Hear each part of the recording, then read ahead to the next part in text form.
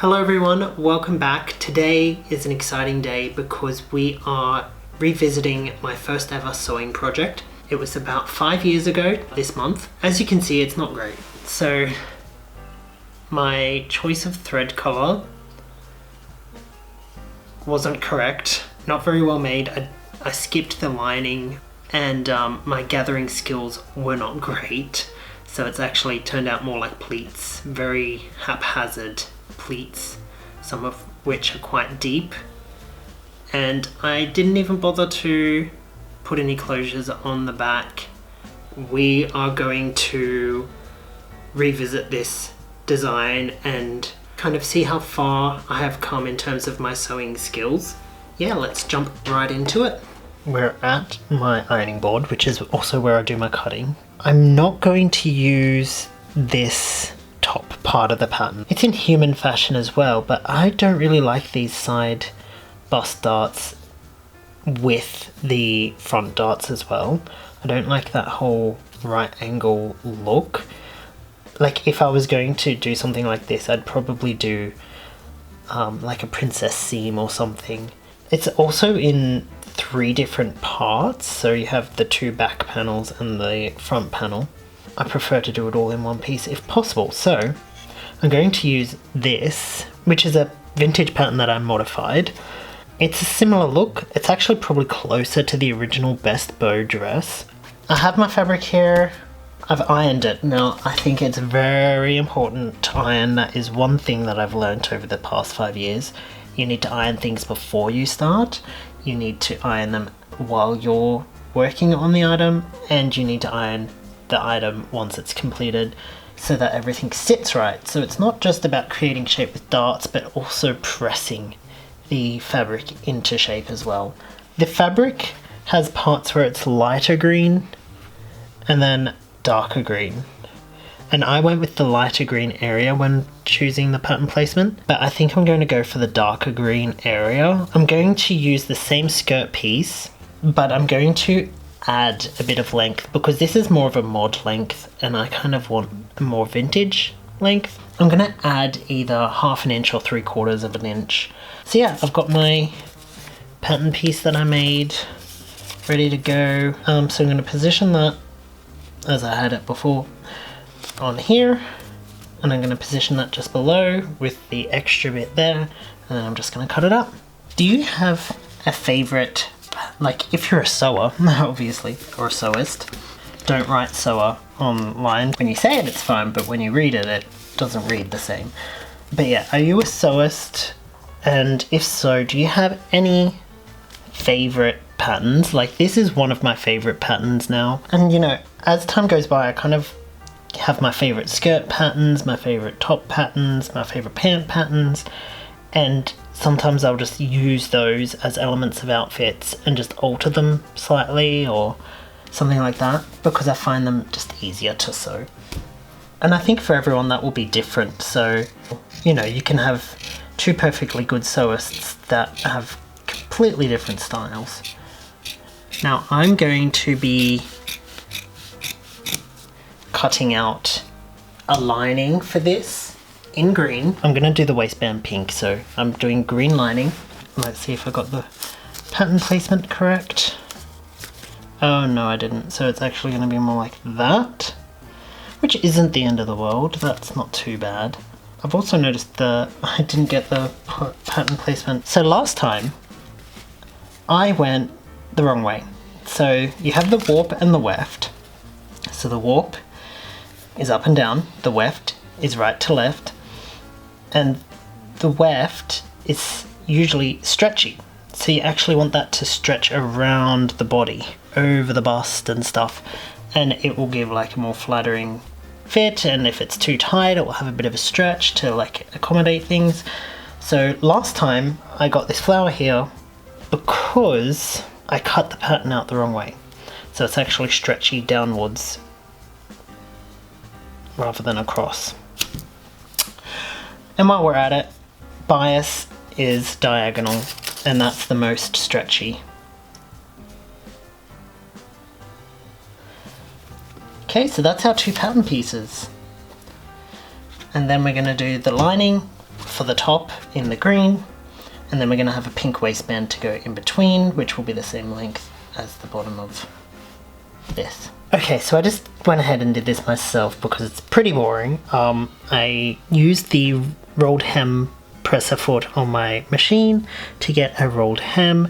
You can fold up and then fold again, or you can just fold up once and stitch like I did with this. Yeah, the rolled presser foot, you need to buy it separately and it is a bit fiddly to use. I did actually stuff up a bit around here, but it's like not really noticeable. I wanted to talk to you about gathering. I was not very good at gathering, and I was struggling with gathering for quite a long time. And then I had a friend, a subscriber that would watch my videos.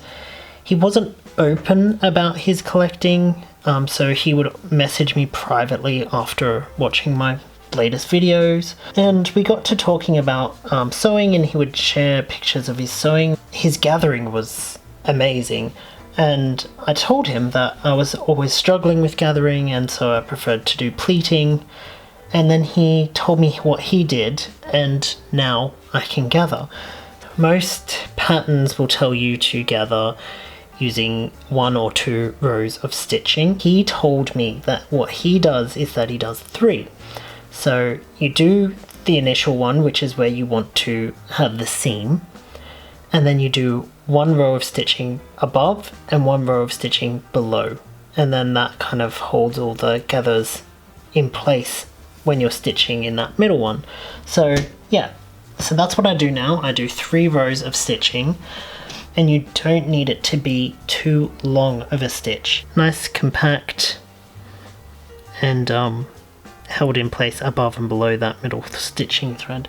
I always start with the skirt because it's usually just a rectangle of fabric and it's easy.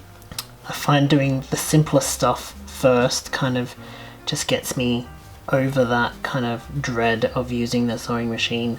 I also went ahead and cut out the band, and it's 1 inch folded over and pressed. What I didn't mention about that friend that showed me the gathering was that he was killed.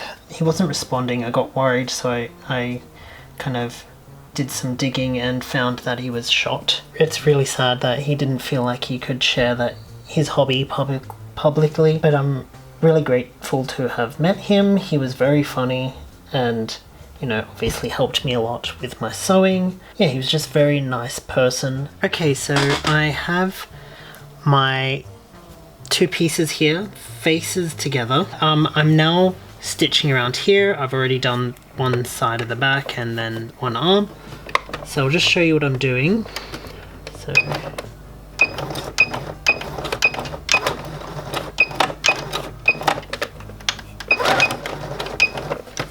So going around curves, I do stop and start a lot.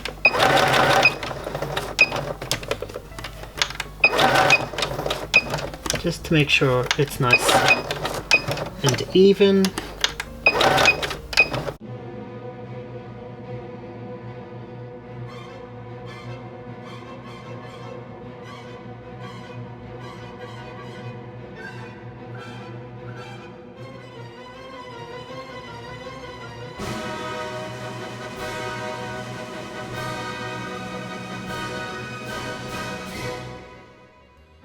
Okay, I've just finished all the darts, front and back, so 12 in total, and I've trimmed the seam allowances down to about 1/8 of an inch and also clipped all the curves. I've hand stitched the shoulder seams, so I used a ladder stitch, which is invisible, and I do the outer layer and then the lining, so I do them separately. I have sandwiched the band in between the skirt and the outer layer, so not the lining, because I've pressed up the hem of the lining and I'm going to hand stitch that afterwards, like on top, to hide all of the raw edges.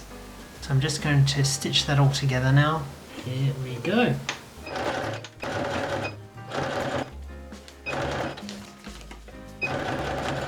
Okay, hopefully that's okay. I got a bit higgledy piggledy at one point. Oh no, there's a massive crease. Alright, so we're gonna have to unpick that and redo it. I'm gonna do it off camera. Okay, so second time's the charm.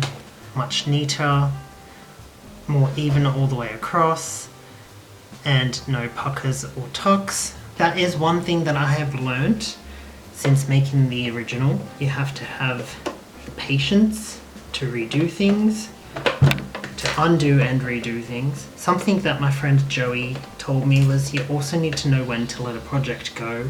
Oh, that's good. So there we have it. The skirt is attached with the waistband wedged in between. I'm going to tack down the lining to encase the seams, and then we're going to do the back seam, and I'm using an upcycled zipper.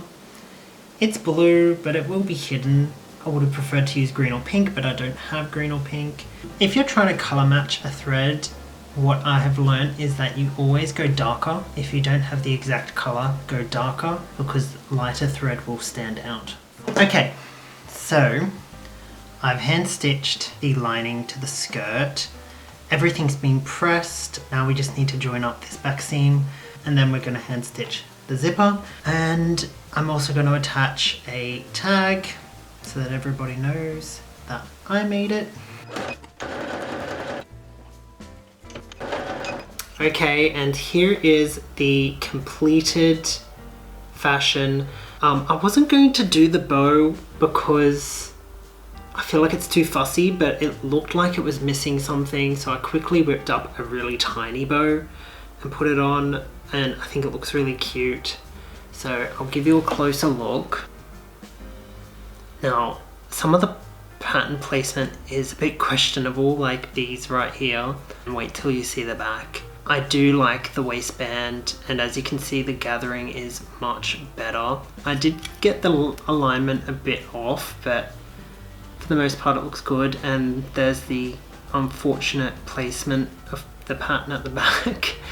I did do a zipper originally, but it wasn't closing up tightly enough. I feel like zippers are a lot of work to insert, and then they always look a bit wonky.